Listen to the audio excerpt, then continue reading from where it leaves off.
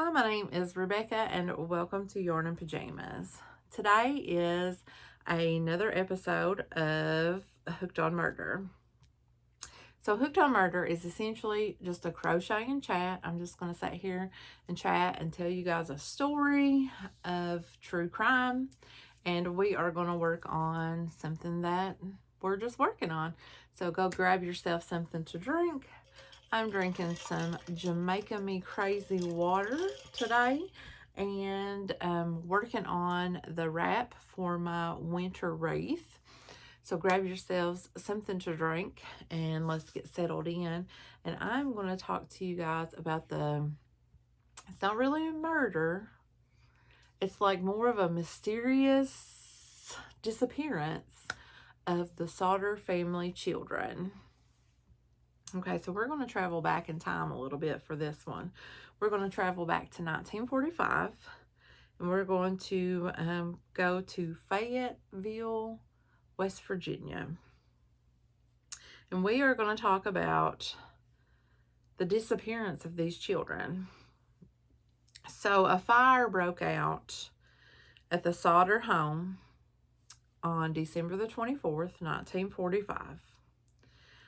The mom, Jenny, and the dad, George, made it out, and so did 4 of their children. 5 of their children were left inside of the home, but the bodies of these 5 children have never been found. So, it's truly a mystery, right?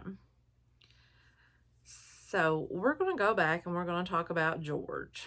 George was an Italian immigrant. He immigrated over to the United States when he was about 13 years old. He came with a brother and he started working right away. So he done some odd jobs and then got hooked up with the railroad. He done a couple more jobs and then he started his own trucking company and started to see some very good success with that. So along the way, he meets a girl named Jenny, who is also an Italian immigrant. She immigrated over when she was a child, just like him, so they had like a lot of common ground. So they get married and they move to Fayetteville. He has his successful trucking company, and in 1923 they start their family. They start having children, and their life is good in Fayetteville. They are pretty well respected.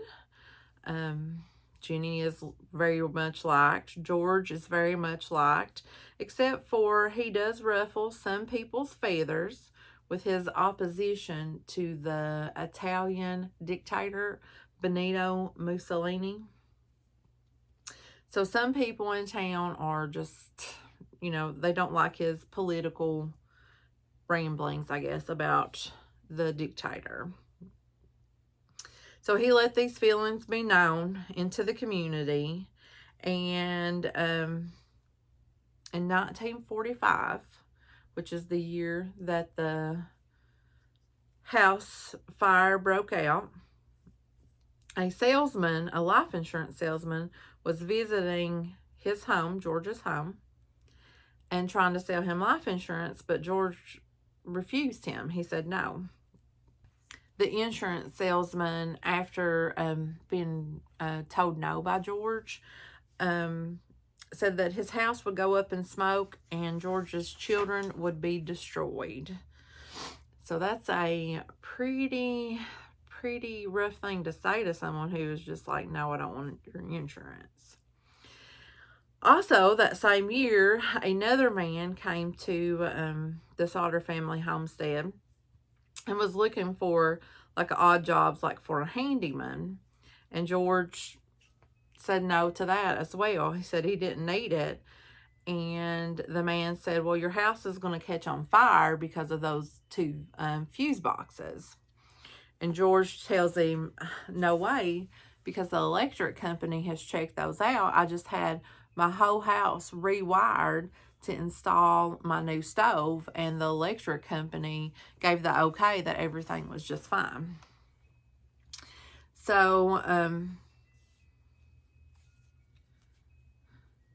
during this time, when the children were walking home from school, the older sons noticed like strange vehicles being parked like along the roadway, and they had made comments to their parents about this, but nobody found it very suspicious at the time. The couple's oldest daughter, Marion, who was 19, worked at the local dime store. And for Christmas, she had bought her younger sisters, Martha, who was 12, Jenny, who was 8, and Betty, who was 5, some toys. And the girls were ecstatic. They were so in love with these toys, they wanted to stay up late and play with them. So they begged their mom to let them stay up past their bedtime so that they could have some more time to play with their toys. And Mom agreed. So around 10 o'clock that night, Jenny is getting ready for bed, and she tells the girls, hey, you guys can stay up until your older brothers get done with their chores and go to bed. So the older brothers were Maurice, who was 14, and Lewis, who was 9. So once the boys went to bed, the girls were to go to bed as well. So Jenny took 2-year-old Sylvia, and she went to bed. The rest of the family was already in the bed. Marion, George Jr., John, and George, and then the mom, Jenny, and Sylvia went to bed. So around, let's see, here's where those numbers are coming in. Around 12:30 that night, Jenny was awoken by a phone call. She goes downstairs. Everything is fine in the house. She answers the phone, and it's an unknown female caller, and she asks for a person whose name Jenny did not know. She said that the caller was giggling, and she just sounded very weird on the phone. Jenny told her she had the wrong number and hung up and went back to bed. Around 1 o'clock, Jenny was awakened by something hitting the roof. She heard something thud on the roof, and it sounded like it rolled off. And so she lay there awake for a little bit. She didn't hear anything else, so she fell back asleep. And around 1:30, she was awoken again by the smell of smoke. So she gets up to go investigate, and she goes into the room that George uses as an office, and she sees that it's on fire, that over by where the telephone is and the fuse box in the room is on fire. So she runs and frantically wakes up George and grabs Sylvia. And while she's getting Sylvia, George is going to wake up the 2 oldest brothers, which is John and George Jr. So in the process of doing this, they wake up Marion, and she gets up. Now here is where some of the claims get a little bit fuzzy. At first, John claimed that he went to the attic and physically saw the kids and woke and yelled at them to get up, that the house was on fire. He later said that he did not go upstairs, that he never saw the children, that he stood at the bottom of the stairs and yelled at them to get up, that there was a fire.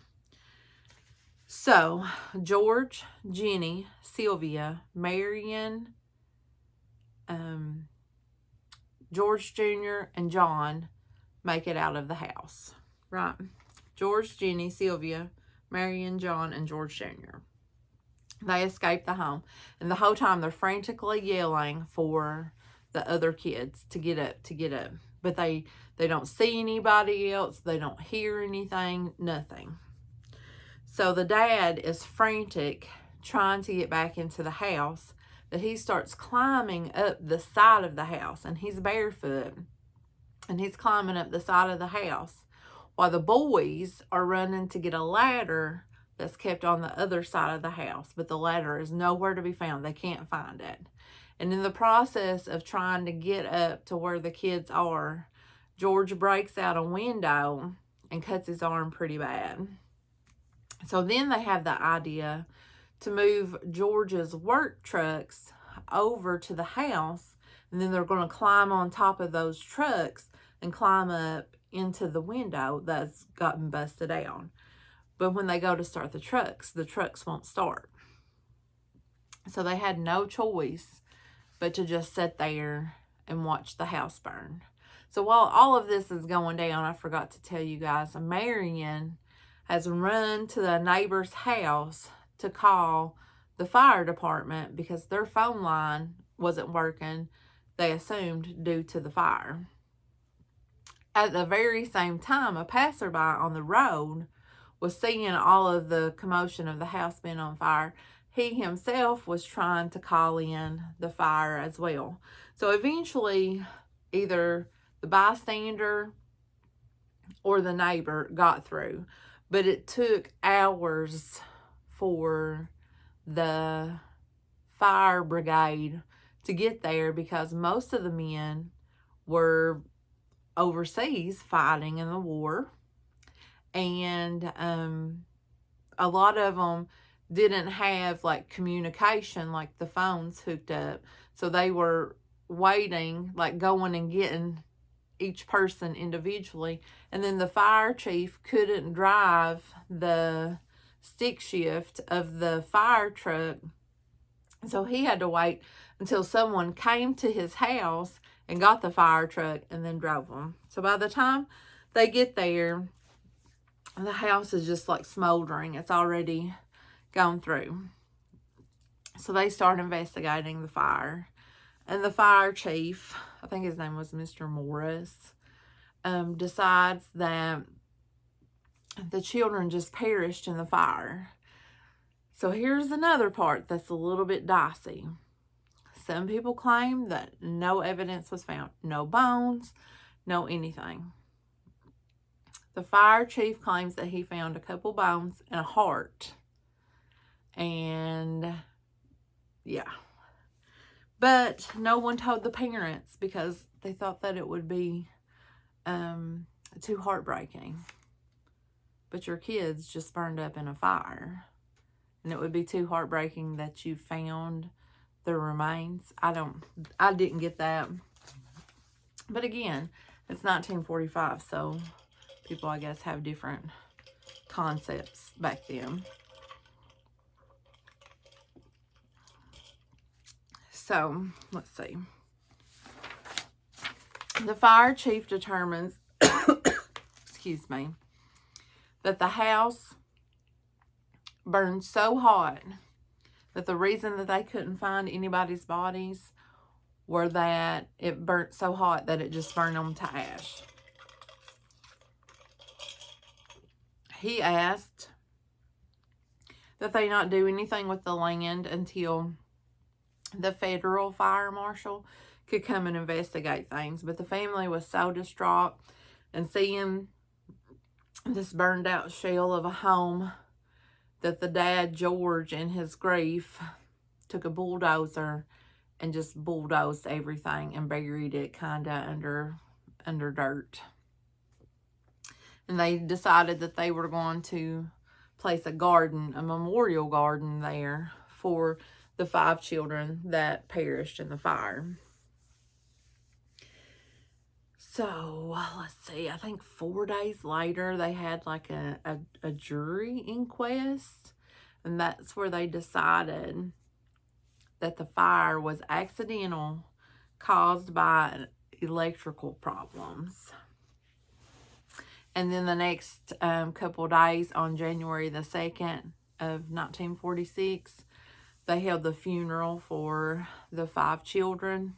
But George and Sylvia were just too distraught and too far into their grief that they couldn't attend the funerals. But the other children did go. So the death certificates were issued on the 30th, and then they held the funeral on the 2nd. After the funeral, after things started settling down, after people started getting together, the family started to question what had happened. one of the first things that Jenny started to question was, if the fire was electrical, why were the Christmas lights still on? So I guess when they were first like realizing that the house was on fire and they were running out and like trying to get everybody up, they all noticed that the Christmas lights were still on outside and inside the house, I guess. And they didn't go out until the fire had like pretty much engulfed the house. So that was their first thing, was if it was electrical, why were those Christmas lights still burning? And then the ladder that they were going to use to get up into the window, they found it 75 feet away from the house, like it had been thrown down an embankment. And they were wondering, why was it like that? Why did it get like that? And then the trucks that didn't work the day of the funeral, didn't work the night of the fire, but had worked the previous night. George always believed that someone had tampered with those trucks, but they started up after everything. Someone did have a plausible explanation for that during their adrenaline pumping that they had flooded the engines when they were trying to start them. But it's very odd that both of them done that, and they had two different people starting them. But that was one of the answers, the plausible answers. Jenny also questioned the hotness of the fire, because when she went back to go through what remained of the house, she noticed she could make out like appliances that she had, like a vacuum cleaner and a toaster. Like she could clearly see what they were. They were still intact. They were a little bit disfigured and stuff, but she knew exactly what they were. And if the fire had been hot enough to turn someone's bones into ash, then it should have been hot enough to destroy these appliances. And parts of their tin roof were still like intact, like big chunks of it. So she started questioning that. After the snow melted, Jenny went back because she was going to start tilling up the land and planting her garden. And she noticed this like green hard plastic thing laying in one of the bushes. And George described it as a pineapple bomb. And Jenny believes that that's what she heard hit the roof that night. And it does. The bystander who was driving by, who was trying to call in the fire, said it correlates with something that he had told the authorities, was that it looked like balls of fire were flying at the house. So what they think it was like one of those with a Molotov cocktail kind of things where you light it on fire and you toss it. That's what Jenny thinks hit the roof of their house that she heard, and heard it roll off. So then the family firmly started to believe that the house was not an electrical fire, that they believed that the fire originated like up onto the roof, onto the second floor somehow, or something like that. And then they start to believe that their children was taken before the fire was set, because no evidence had been found that proved that their children had perished in that fire. They hired a private investigator. He learned some very interesting facts. He learned that on that jury inquest where they were determining what caused the fire, one of the jurors was the insurance salesman who told George that his house would burn and his children would be destroyed. So, of course, the family did not like that at all. And in his investigation, he also found that the fire chief, Mr. Morris, claimed to have took a box with a heart that he found in the ashes of this ruined home, that he put the heart in this box and buried it. And then it's like so weird because he's like, he buried it so that the family would find it and then have closure. And it makes no sense. But the private investigator did confirm this with like a minister or a priest or something. And when the fire chief was confronted, he takes them to the box and gives them the box. He unburies it and gives it to them. And they give the box to like a coroner. And he determines that the heart is not human. It's in fact not even a heart at all. It's the liver of a cow that had been placed in the fire. So that's a weird, like, who would place a cow liver in a fire? It's weird. A few years later, George saw a picture of some young ballerinas from a school in New York. And there was one girl in the picture that he swore was Betty. So he drives to the school in New York and pretty much demands to see the child. And of course, the school's like, no way, you're crazy, go away. I don't know if that's how it happened, but I can only assume. So he demanded to see the girl and was turned away. He was told no, he couldn't, and he was refused. George tried to get the FBI involved, and whereas they sent him a letter and says, we understand, but this is not something that we investigate. This is something that's at the state level. You need to have them do it. So in 1949, George convinces this pathologist to search through the ground of the house seat.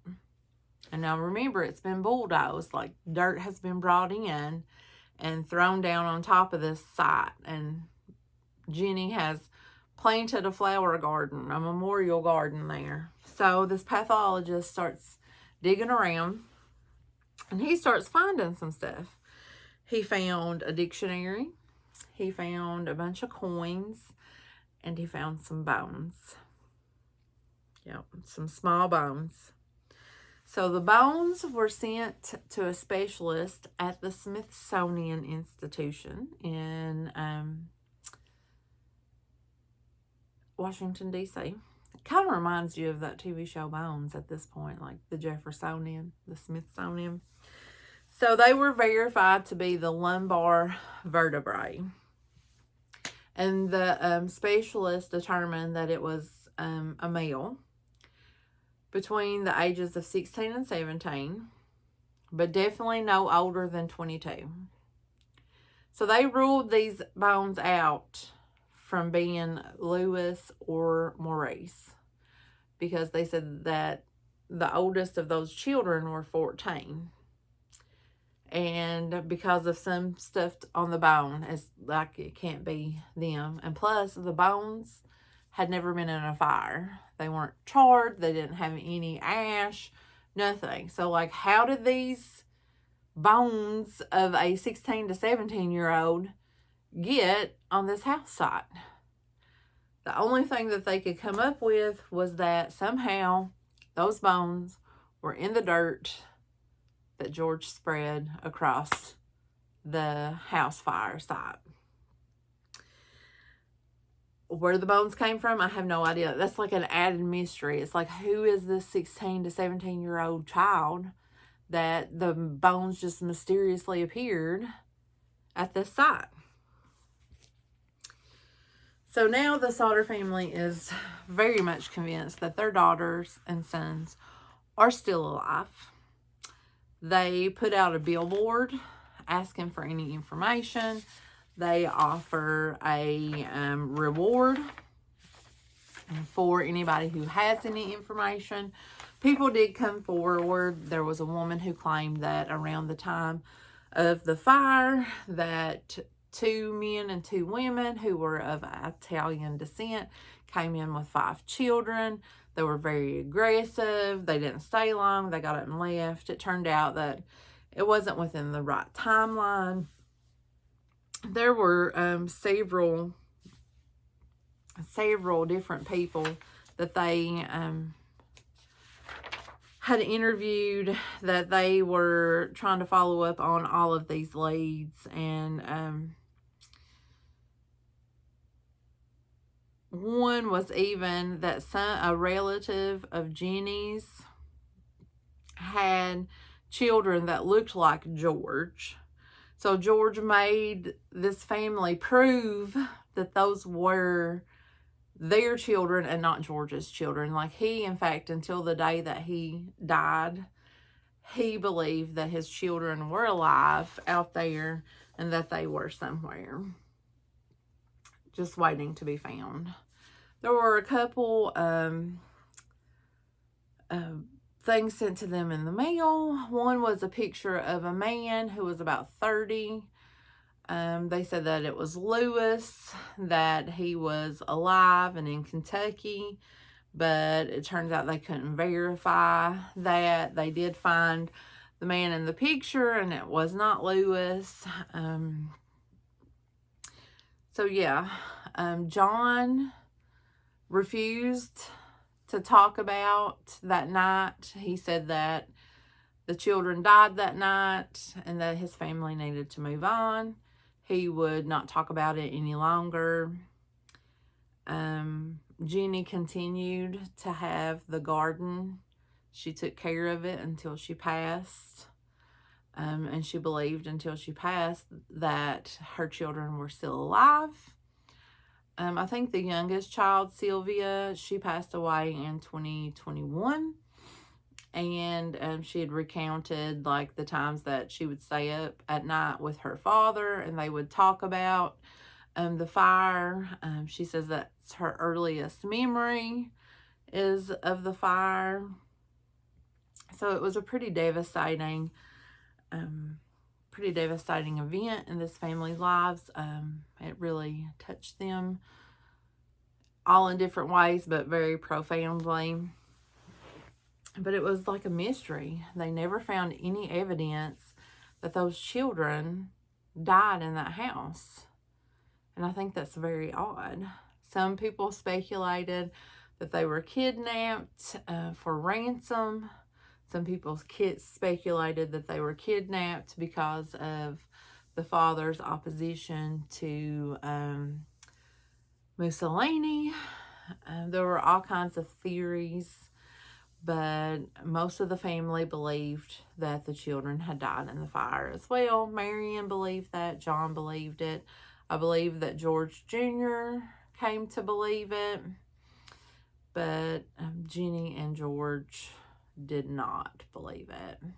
So what do you guys think? Do you think that the children died in a tragic fire that night, or do you believe that they were not in the home and the home was set to cover up their kidnapping?